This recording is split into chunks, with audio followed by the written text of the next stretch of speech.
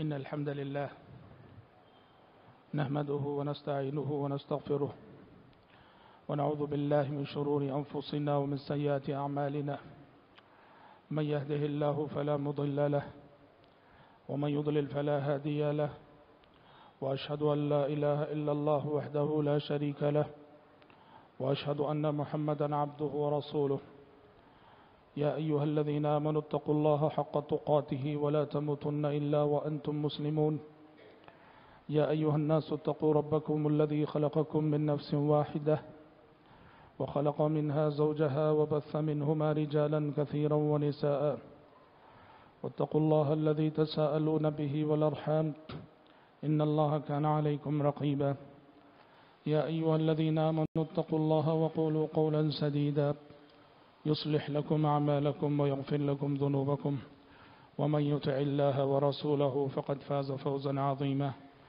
أما بعد فإن خير الحديث كتاب الله وخير الهدي هدي محمد صلى الله عليه وسلم وشر الأمور محدثاتها وكل محدثة بدعة وكل بدعة ضلالة وكل ضلالة في النار أعوذ بالله السميع العليم من الشيطان الرجيم من همزه ونفخه ونفسه ولقد خلقنا الإنسان ونعلم ما توسوس به نفسه ونحن أقرب إليه من حبل الوريد إذ يتلقى المتلقيان عن اليمين وعن الشمال قعيد ما يلفظ من قول إلا لديه رقيب عتيد وجاءت سكرة الموت بالحق ذلك ما كنت منه تحيد ونفق في الصور ذلك يوم الوعيد وجاءت كل نفس معها سائق وشهيد لقد كنت في غفلة من هذا فكشفنا عنك غطاءك فبصرك اليوم حديد وقال قرينه هذا ما لدي عتيد ألقيا في جهنم كل كفار عنيد مناع للخير معتد مريب الذي جعل مع الله إلها آخر فألقياه في العذاب الشديد قال قرينه ربنا ما أطغيته ولكن كان في ضلال بعيد قال لا تختصموا لدي وقد قدمت إليكم بالوعيد ما يبدل القول لدي وما أنا بظلام للعبيد وقال عز وجل إن الله يأمر بالعدل والإحسان وإيتاء ذي القربى وينهى عن الفحشاء والمنكر والبغي يعظكم لعلكم تذكرون. حضرات، خطبہ مسنونہ کے بعد سورۃ النحل کی ایک آیت میں نے ابھی آپ کے سامنے پڑھی ہے. اس آیت میں اللہ تبارک و تعالیٰ نے 3 باتوں کا حکم دیا ہے اور 3 باتوں سے منع کیا ہے. کہا کہ ان اللہ یأمر بالعدل والاحسان وایتاء ذی القربى. اللہ تعالیٰ عدل و انصاف کا حکم دیتا ہے، دوسروں کے ساتھ احسان کرنے کا حکم دیتا ہے، رشتہ داروں کو دینے اور نوازنے کا حکم دیتا ہے. وینہی عن الفحشاء والمنکر والبغی، اور 3 باتوں سے منع کرتا ہے، بے حیائی سے، برائی سے اور ظلم سے. اس آیت میں ایک بات جو غور کرنے کی ہے وہ یہ ہے کہ اللہ تبارک و تعالیٰ نے مامورات میں عدل و انصاف کا ذکر کیا اور منہیات میں ظلم اور طغیان کا ذکر کیا. عدل و انصاف کا حکم دیا گیا اور ظلم کرنے سے منع کیا گیا، اس لیے کہ عدل و انصاف کے تقاضے اس وقت تک پورے نہیں ہو سکتے جب تک کہ انسان ہر طرح کے ظلم سے نہ بچے. قرآن مجید نے اہل ایمان کو زندگی کے ہر معاملے میں انصاف کا دامن تھامے رہنے کی تلقین کی اور انصاف کا علمبردار بنے رہنے کی تعلیم دی. چنانچہ اللہ نے فرمایا یا ایھا الذین آمنوا کونوا قوامین بالقسط شہداء للہ ولو علی انفسکم او الوالدین والاقربین. اے ایمان والو، انصاف کے علمبردار بنو، انصاف کی بات کرنے والے بنو، انصاف کرنے والے بنو، انصاف کی گواہی دینے والے بنو، بھلے سے یہ انصاف کی گواہی تمہیں اپنی ذات کے خلاف کیوں نہ دینی پڑے، بھلے سے یہ انصاف کی گواہی تمہیں اپنے والدین اور رشتہ داروں کے خلاف کیوں نہ دینی پڑے، انصاف کی گواہی دیا کرو. اور انصاف اللہ تعالیٰ کو جتنا عزیز ہے، جتنا پیارا ہے، ظلم سے اللہ تبارک و تعالیٰ کو ظلم اسی قدر ناپسند ہے. ظلم چاہے فرد کی جانب سے ہو، ظلم چاہے کسی جماعت کی جانب سے ہو، ظلم چاہے کسی تنظیم کی جانب سے ہو، ظلم چاہے کسی حکومت کی جانب سے ہو، ظلم اللہ تعالیٰ کو اس زمین پہ سخت ناپسند ہے۔ یا عبادی انی حرمت الظلم علی نفسی وجعلته بینکم محرما فلا تظالموا۔ حدیث قدسی میں اللہ تعالیٰ نے کہا کہ اے میرے بندو، میں نے اپنے آپ پہ ظلم کو حرام کر لیا ہے، میں کبھی کسی پہ ظلم نہیں کرتا۔ وجعلته بینکم محرما، اور ظلم کو جیسے میں نے اپنے آپ پہ حرام کیا ہے، تمہارے درمیان بھی ظلم کو حرام کر دیا ہے۔ فلا تظالموا، تو لہٰذا ایک دوسرے پہ ظلم نہ کرو۔ شریعت کی نظر میں ظلم بہت بری چیز ہے، بھلے سے وہ کسی بھی چیز پر ہو۔ دین و مذہب کی تفریق کے بغیر ظلم ہوتا ہے، وہ مسلمان پہ ہو تو بھی ظلم، وہ کافر پہ ہو تو بھی ظلم، وہ کرسچن پہ ہو تو بھی ظلم، وہ یہودی پہ ہو تو بھی ظلم۔ ظلم کی بات جب آتی ہے تو شریعت دین اور مذہب کی تفریق بھی روا نہیں رکھتی، کہتی ہے کہ ظلم کو ظلم کہو، وہ چاہے جس پر بھی ہو رہا ہو۔ اور انسان تو انسان، شریعت کہتی ہے آگے بڑھ کر کائنات کی اور جاندار جو بھی مخلوقات ہیں، جس کے اندر بھی روح ہے، کسی بھی زیرو مخلوق پہ ظلم نہیں ہونا چاہیے۔ یہ جانور جنہیں تم استعمال کرتے ہو، پیارے نبی نے کہا جب ایک اونٹ آپ صلی اللہ علیہ وسلم کی خدمت میں آیا اور اپنی بے زبانی اس نے شکایت کی، تو آپ صلی اللہ علیہ وسلم نے اس کے مالک کو بلا کے کہا اتقوا اللہ فی ہذہ البہائم المعجمہ۔ لوگوں، یہ جانور جن کو اللہ نے زبان نہیں دی، زبان کھول کے وہ اپنی تکلیف کو بیان نہیں کر سکتے، ان جانوروں کے سلسلے میں اللہ سے ڈرو، ظلم نہ کرو ان جانوروں پر۔ آپ نے اس مالک سے کہا اس اونٹ نے مجھے شکایت کی ہے کہ ضرورت سے زیادہ بوجھ تم اس پہ ڈالتے ہو، ضرورت سے زیادہ بوجھ ڈالتے ہو اور وقت پہ کھانا نہیں کھلاتے ہو۔ پتہ چلا انسان ہی نہیں، شریعت نے کہا کہ ظلم ہے وہ کائنات کی کسی بھی مخلوق پر کیوں نہ ہو۔ اور حضرات، اس نظام کائنات کو اللہ تبارک و تعالیٰ نے عدل و انصاف پہ استوار کیا ہے، اور یہاں جو فرد، جو جماعتیں، جو تنظیمیں، جو حکومتیں انصاف کی علمبردار بنیں گی، ان سے اللہ تبارک و تعالیٰ نے عروج اور ترقی کے وعدے کیے ہیں، اور جو افراد، جو جماعتیں، جو تنظیمیں، جو حکومتیں ظلم کریں گی، ان کے لیے زوال کے وعدے ہیں، زوال کی وعیدیں ہیں۔ شیخ الاسلام ابن تیمیہ رحمۃ اللہ علیہ نے ایک بڑی بات کہی۔ ابن تیمیہ رحمۃ اللہ علیہ جن کی نصوص کتاب و سنت پہ بڑی گہری نظر ہے اور اصول دین پہ بڑی گہری نظر ہے، نصوص کتاب و سنت کا مطالعہ کرنے کے بعد ایک نچوڑ کے طور پہ ایک اصول انہوں نے بیان کیا ابن تیمیہ رحمۃ اللہ علیہ نے۔ انہوں نے کہا ان اللہ تعالی لیقیم الدولة العادلة وان كانت کافرة، ان اللہ تعالی لیقیم الدولة العادلة وان كانت کافرة ولا يقیم الدولة الجائرة وان كانت مسلمة۔ اللہ اکبر، اس نقطے کو سمجھنے کی ضرورت ہے۔ کہا کہ اللہ کا قانون یہ اس زمین پر کہ اللہ تبارک و تعالی کافر حکومت ہو لیکن اپنی رعایا کے ساتھ وہ انصاف کرتی ہے تو ایسی حکومت کو اللہ ترقی دیتا ہے، اور اگر مسلم حکومت ہو لیکن اپنی رعایا پہ اگر وہ ظلم کرے تو اللہ ایسی حکومتوں کو زوال سے دوچار کر دیتا ہے۔ مطلب یہ ہوا کہ اللہ کا قانون یہ ہے کہ شرک کے ساتھ تو حکومتیں چل سکتی ہیں اس زمین پر، ظلم کے ساتھ اس زمین پر حکومتیں چل نہیں سکتی۔ بہت بڑی بات شیخ الاسلام ابن تیمیہ رحمۃ اللہ علیہ نے کہی۔ حضرات، کتاب و سنت کا مطالعہ بتاتا ہے اللہ تبارک و تعالیٰ نے اور خود نبی کریم صلی اللہ علیہ وسلم نے ظلم کے حق میں، ظالم کے حق میں سخت ترین وعیدیں سنائی۔ اللہ نے کہا الا لعنت اللہ علی الظالمین، لعنت ہے اللہ کی ظالموں پر، اس فرد پر، اس جماعت پر، اس تنظیم پر، اس حکومت پر جو کہ ظلم کرے، لعنت ہے اللہ تعالیٰ کی۔ کہیں کہا گیا فَبُعْدًا لِلْقَوْمِ الظَّالِمِينَ، ظالموں کے لیے دوری ہو اللہ کی رحمت سے، اللہ کے فضل سے، اللہ کے کرم سے، اس کی مغفرت سے، اس کی بخشش سے، اللہ تبارک و تعالیٰ کی جانب سے حاصل ہونے والے ہر خیر سے ظالم محروم رہے گا۔ اور شریعت کہتی ہے کہ ظلم صرف یہ نہیں کہ انسان ظلم کرے، یہ بھی ظلم ہے کہ ظالم کی تائید کرنا بھی ظلم ہے، ظالم کی تائید میں خاموشی اختیار کرنا بھی ظلم ہے، ظالم کی طرف مائل ہونا، ظالم کی طرف جھکنا بھی ظلم ہے۔ قرآن نے کہا وَلَا تَرْكَنُوا إِلَى الَّذِينَ ظَلَمُوا فَتَمَسَّكُمُ النَّارُ، ظالموں کی طرف مائل نہ ہونا، ظالموں کی طرف جھکنا مت، ظالموں کی تائید نہ کرنا۔ کیا اگر تم ظالموں کی تائید کرو گے فتمسکم النار، تو نار جہنم تمہیں بھی جلائے گی، تمہیں بھی چھوئے گی۔ اور حضرات، ظلم کی اسی قباحت کے پیش نظر اللہ تبارک و تعالیٰ کا ایک قانون اور اللہ تبارک و تعالیٰ کا ایک قانون اور اللہ تبارک و تعالیٰ کا ایک اصول یہ ہے کہ اس کائنات میں انسان سے جو بھی گناہ ہوتے ہیں، اس کائنات میں انسان سے جو بھی گناہ ہوتے ہیں، اور سارے گناہوں کی سزا دنیا میں ملے نہ ملے آخرت میں ملے گی، لیکن ظلم ایک ایسا گناہ ہے، حدیث شریف میں پیارے نبی نے فرمایا 2 گناہ ایسے ہوتے ہیں، ان 2 گناہوں کی سزا آخرت سے پہلے اللہ دنیا میں ضرور دیتا ہے۔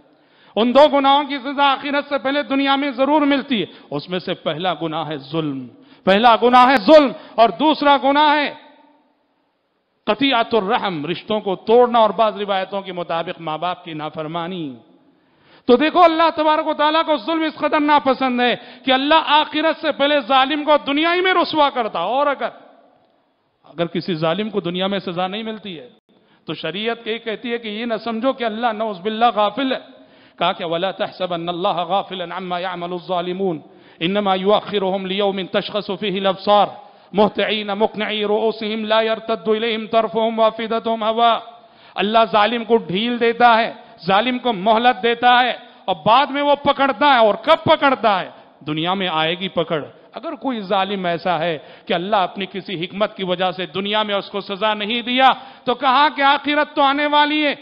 وَلَا تَحْسَبَنَّ اللَّهَ غَافِلًا عَمَّا يَعْمَلُ الظَّالِمُونَ، یہ نہ سمجھو کہ اللہ ظالموں کی حرکت سے ناواقف ہے، یہ نہ سمجھو کہ اللہ تعالیٰ ظالموں کے ظلم سے ناواقف ہے۔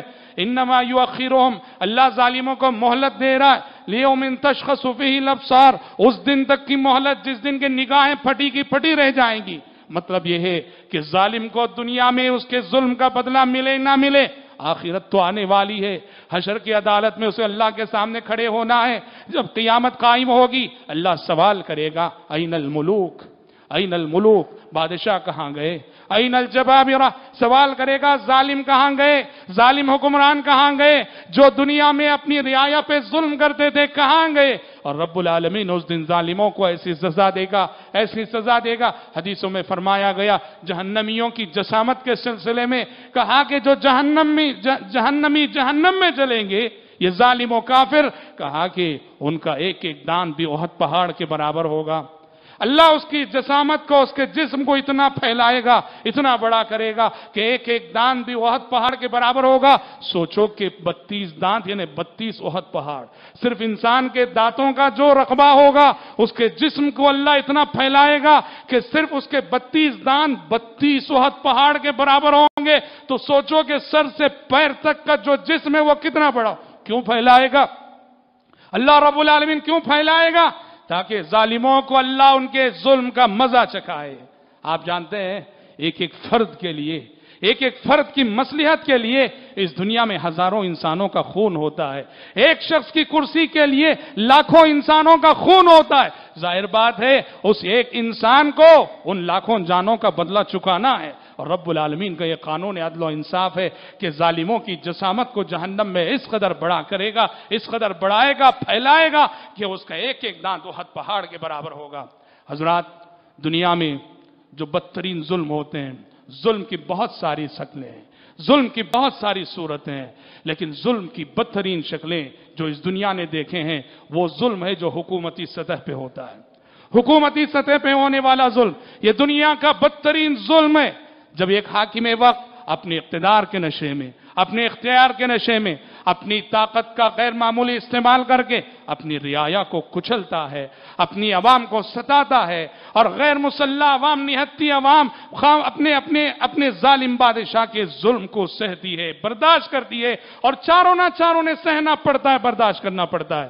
لیکن اللہ تعالیٰ کا قانون یہ بھی ہے کہ یہ ظالم حکومتیں، یہ ظالم حکمران جو اپنی رعایا کو ستاتے ہیں، اپنی رعایا کو پریشان کرتے ہیں، اپنی رعایا کو مشق ستم بناتے ہیں، وہ نہیں جانتے کہ جن لوگوں کو وہ مشق ستم بنا رہے ہیں، یہ مظلوم قوم، یہ مظلوم عوام، یہ مظلوم رعایا، ان کی آہیں ایسا رنگ دکھاتی ہیں اور ایسا اثر دکھاتی ہیں کہ یہی ظلم اس ظالم کے گلے کا پھندا ثابت ہوتا ہے۔ اللہ اکبر! تاریخ نے ایسے کتنی مثالیں تاریخ نے اپنے اندر محفوظ رکھی ہیں۔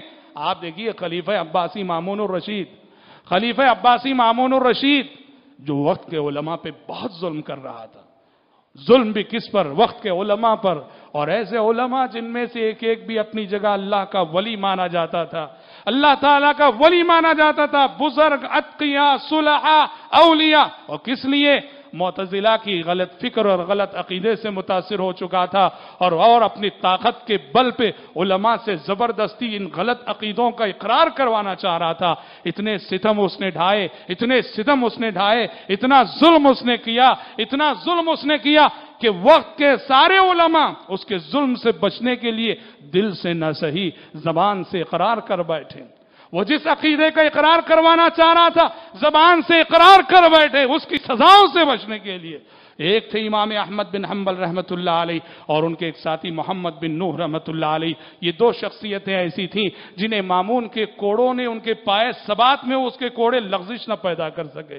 یہ دونوں ثابت قدم رہے۔ مامون نے جائزہ لیا، مامون کو رپورٹ ملی اور پتا چلا کہ سارے علماء قائل ہو چکے ہیں، اب بس دو شخصیتیں ہیں جو خلق قرآن کی قائل نہیں ہیں، جو تمہارے عقیدے کو نہیں مان رہی ہیں۔ کہا کون یہ دو شخصیتیں؟ ایک تو احمد بن حنبل اور ایک جو ہے محمد بن نوح۔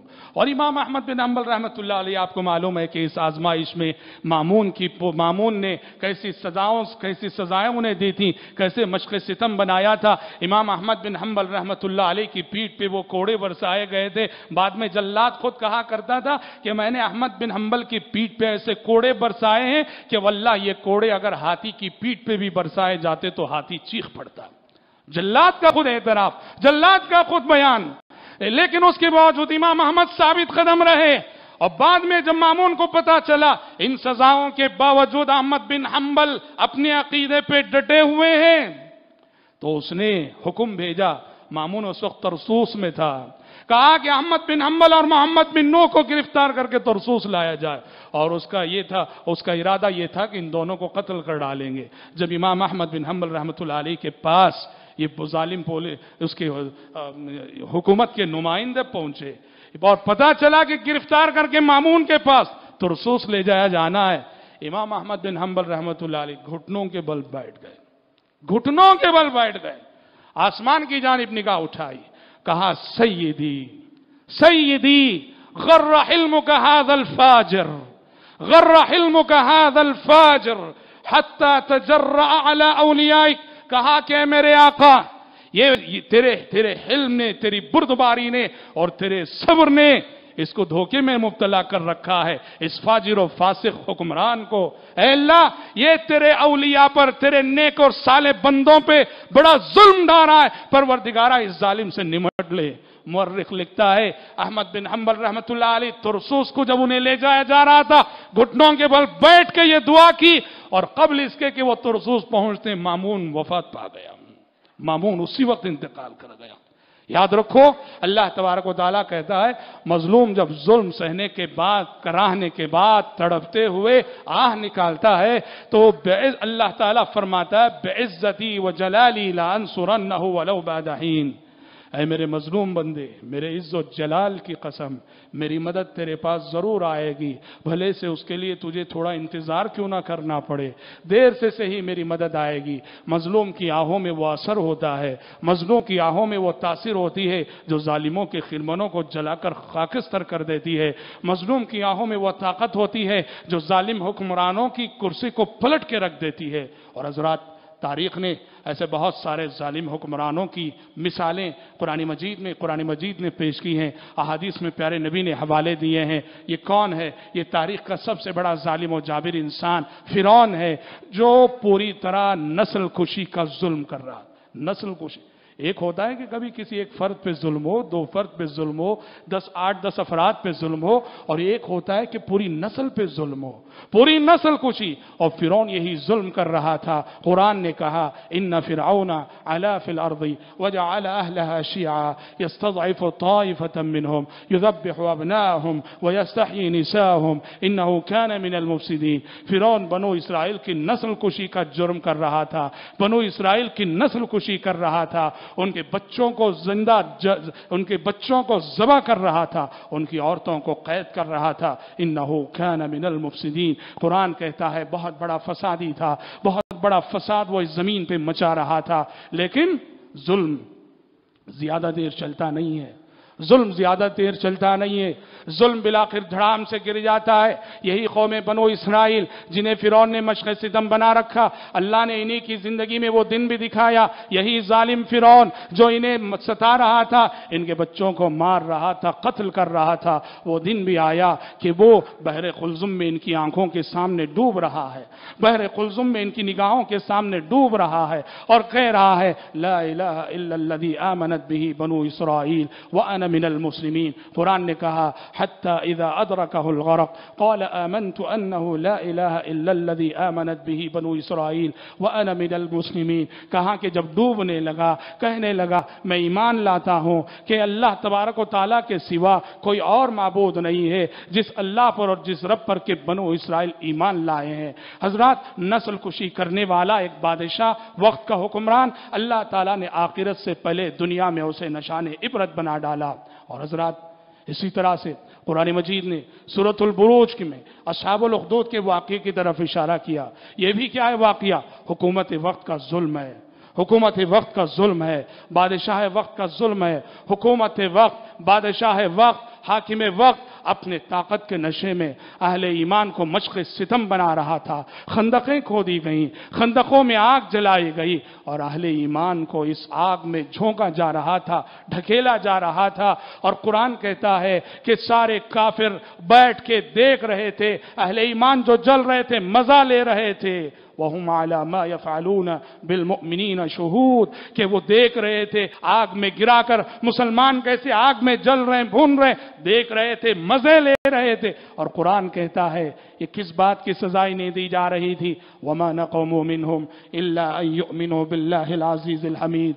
وَمَا نَقَمُوا مِنْهُمْ إِلَّا أَن يُؤْمِنُوا بِاللَّهِ الْعَزِيزِ الْحَمِيدِ. کہ انہیں وہ بس محض اس بات کا بدلہ دے رہے تھے وہ اللہ پہ ایمان رکھتے ہیں، اللہ پہ ایمان لانے کے جرم میں انہیں یہ تکلیفیں دی جا رہی تھیں، انہیں یہ سزائیں دی جا رہی تھیں اور انہیں اس طرح سے ستایا جا رہا تھا. اور حضرات اسی سورۃ البروج میں اللہ تبارک و تعالیٰ نے یہ وعید بھی سنائی ان الذین فتنوا المؤمنین والمؤمنات ثم لم يتوبوا فلهم عذاب جہنم ولهم عذاب الحریق. جو لوگ اہل ایمان کو ستاتے ہیں، اہل ایمان کو آزمائشوں سے گزارتے ہیں اور توبہ نہیں کرتے ہیں، ان کے لیے جہنم کا عذاب ہے اور جلنے کا عذاب ہے. مطلب یہ ہے کہ مزے اڑا لو اور ظلم کر لو، کتنے دن کی بات ہے، 40 50 60 سال زندگی میں ظلم کرو گے اور اس کے نتیجے میں یاد رکھو اہل ایمان کی دنیا بگاڑ کر تم اپنی آخرت بگاڑ لوگے.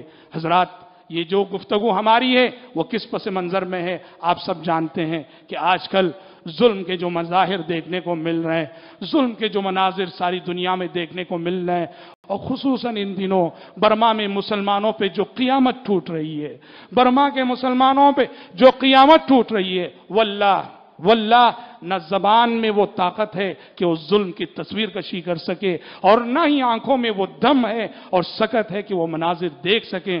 حضرات ایک جائزے کے مطابق ابھی جو کچھ ہوا برما میں، ایک جائزے کے مطابق آپ کو معلوم ہے 6000 سے زائد مسلمانوں کو وہاں شہید کیا گیا. 8000 سے زائد مسلمان وہ جو ہے پولیس کی گولیوں سے چھلنے ہوئے. 500 سے زائد ایسی مسلمان عورتیں ہیں جن کی آبرو لوٹی گئی. اور 103 بستیاں ایسی ہیں مسلمانوں کی، 103 بستیوں کو پوری طرح سے جلا دیا گیا. 80 سے زائد مدرسے ایسے ہیں جنہیں بند کر دیا گیا. اور لاکھوں کی تعداد میں مسلمان ایسے ہیں جو بے گھر ہو کے در بدر کی ٹھوکریں کھا رہے ہیں. اور سب سے افسوسناک پہلو یہ ہے ان مسلمانوں کی ایک بڑی تعداد ایسی ہے، ان مسلمانوں کی ایک بڑی تعداد ایسی ہے جو پناہ گاہ کی تلاش میں سمندری راستے سے جا رہے ہیں اور نتیجہ नतीजे में सैकड़ों की तादाद में समंदर में डूब के मर रहे हैं। इतनी ऐसी सूरत हाल है, उनकी लाशों के लिए कफन भी मुयस्सर नहीं।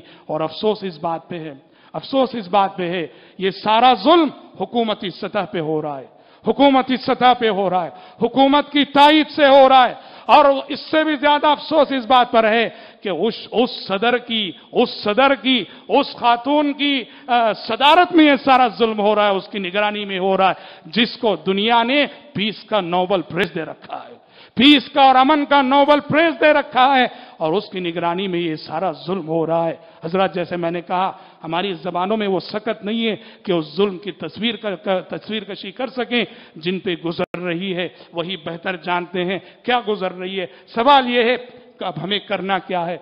सबसे पहली बात मेरे भाई, सबसे पहली बात, मुसलमान होने के नाते मेरी और आपकी, दुनिया के हर मुसलमान की जिम्मेदारी ये है कि अपने इन मजलूम और मजबूर भाइयों के लिए हमेशा दुआओं में याद रखें, उनके लिए दुआएं करें, अपनी इनफिरादी दुआएं, और अलग से बाकायदा तहज्जुद पढ़ें, तहज्जुद का एहतमाम करें, और तहज्जुद के वक्त की दुआएं। और होना भी चाहिए कि जमाती सतह पर नमाजों में कुनूत नाजिला का एहतमाम हो। प्यारे नबी सल्लल्लाहु अलैहि वसल्लम की सुन्नत थी, मुसलमानों पे अगर कहीं इज्तिमाई जुल्म होता, प्यारे नबी सल्लल्लाहु अलैहि वसल्लम कुनूत नाजिला का एहतमाम करते थे।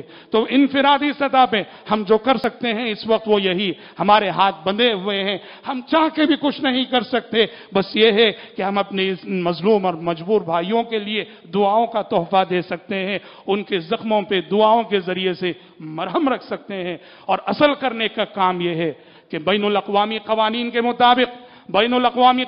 मुताबिक मुस्लिम ममालिक को चाहिए, मुस्लिम हुक्मरानों को चाहिए, और दुनिया में अगर किसी भी हुकूमत के पास इंसाफ का जज्बा है कि बर्मा की हुकूमत पे सिफारती दबाव बनाया जाए, ऐसा सिफारती दबाव बनाया जाए कि वो अपनी रियाया के साथ इंसाफ कर सके।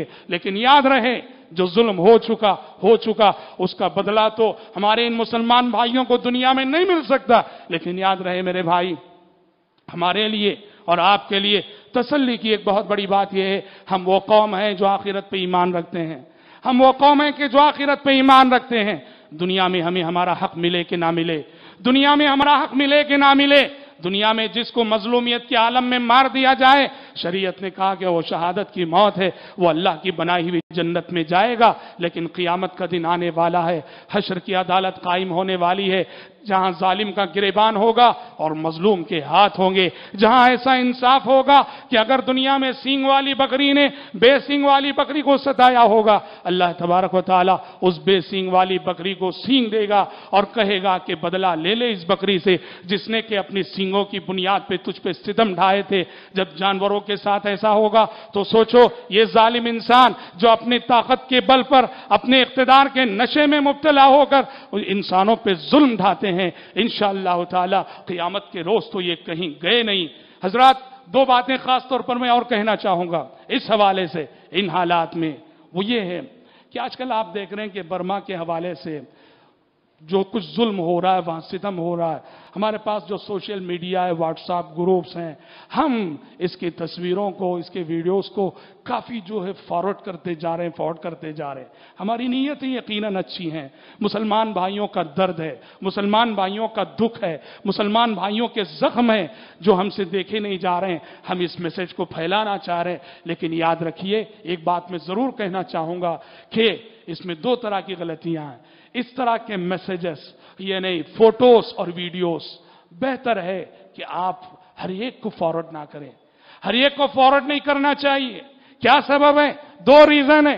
पहली बात तो ये है, कुरान कहता है ऐसे मामलात में जो खौफ के मामलात हैं, अमन से ताल्लुक़ रखने वाले मसाइल हैं, शरीयत कहती है, कुरान कहता है, ऐसी खबरों को हर कसो नाकस तक फैलाना नहीं चाहिए। देखिए, कुरान ने 5वें पारे सूरतुन निसा में कहा, वइज़ा जाअहुम अम्रुम मिनल अम्नि अविल खौफि अज़ाउ बिह, वइज़ा जाअहुम अम्रुम मिनल अम्नि अविल खौफि अज़ाउ बिह वलौ रद्दूहु इला रसूल व इला उलिल अम्रि मिनहुम लअलिमहु अल्लज़ीना यस्तंबितूनहु मिनहुम। अल्लाह कहता है, बस कमजोर मुसलमान ऐसे थे, या फिर बाद मुफस्सिरीन ने कहा कि ये मुनाफिकों का किरदार था, या तो कुछ कमजोर मुसलमानों का किरदार या मुनाफिकों का किरदार, कि उनके पास जब खबरें पहुंचती थी खौफ की, دشمن کے غلبے کی، دشمن کے حملے کی، ان خبروں کو بنا تحقیق کے پھیلا دیتے تھے. اذاعوا بھی، قرآن نے کہا خبریں چاہے وہ اچھی ہوں کہ بری، تمہارے حق میں ہوں یا تمہارے خلاف، خبریں ہر ایک کو مت دو.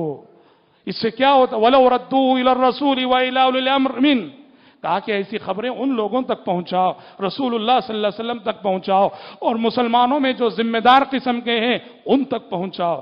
تو قرآن یہاں یہ بات بتاتا ہے کہ مسلمانوں کے معاشرے کے امن سے تعلق رکھنے والے جو میسیجز ہوتے ہیں، خصوصاً ویڈیوز اور تصویریں، یہ جو ہے ہر کس و ناکس کو فارورڈ نہیں کرنا چاہیے. اس میں فائدہ کم اور نقصان زیادہ ہوتا ہے. آپ اطلاع ضرور دیجئے، دعاؤں کی درخواست ضرور کیجئے، خبر ضرور دیجئے، لیکن جو ویڈیوز فارورڈ کیے جا رہے ہیں اس سے کیا ہوتا ہے؟ فائدے سے زیادہ نقصان ہوتا ہے، اور قرآن کی اس تعلیم کے بھی خلاف ہے جو کہ بھی ہم نے آپ کے سامنے بتائی ہے. اور دوسری بات یہ بتائیں کہ آج کل برما کے حوالے سے جو تصویریں، جو فوٹوز اور جو ویڈیوز فارورڈ کیے جا رہے ہیں، اہل علم نے کہا کہ ان میں سے بہت ساری تصویریں جو ہے وہ جھوٹی ہیں.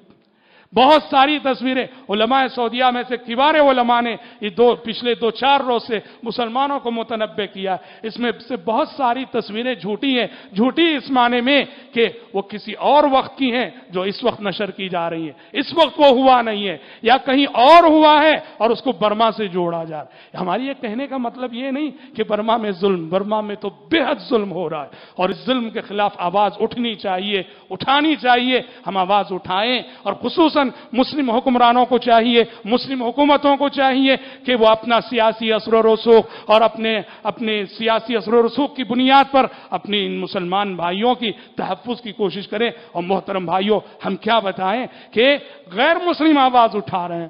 کرسچنوں کے پوپ بینڈیکٹ نے کتنا اچھا بیان دیا مظلوموں کے حق میں. افسوس ہے کہ بہت ساری مسلم حکومتیں ایسی ہیں جن کی جانب سے ایک لفظ اب تک نہیں بولا گیا، ایک لفظ نہیں بولا گیا ہے، جبکہ پوپ بیان دے رہا مسلمانوں کے حق میں. یہ بڑے ہی افسوس کی بات ہے. ایک سعودیہ ہے اور ایک ترکی ہے جن کی جانب سے رد عمل سامنے آیا ہے، ورنہ تو سب اپنی جگہ خاموش ہیں. یہ انتہائی افسوسناک بات ہے، اور یقیناً یہ ہمارے لیے اور آپ کے لیے اور امت مسلمہ کے لیے بڑی افسوس کی گھڑی ہے. نازک ترین حالات ہیں. دنیا بھر کے مسلمان اس وقت یقیناً نازک دور سے گزر رہے ہیں، نازک ترین حالات سے گزر رہے ہیں. ضرورت ہے اللہ کی طرف رجوع ہونے کی، ضرورت ہے اللہ کی طرف رجوع کرنے کی، ضرورت ہے اللہ کی جناب میں توبہ کرنے کی، اور ضرورت ہے اللہ سے جڑنے کی. یاد رکھو، ہماری سب سے بڑی طاقت اللہ سے ہمارا تعلق ہے. ہماری سب سے بڑی طاقت ہمارا عقیدہ توحید ہے. ہماری سب سے بڑی طاقت ہمارا ایمان ہے. یہی طاقت ہمیں دشمن کے مکر و فریب سے بچا سکتی ہے.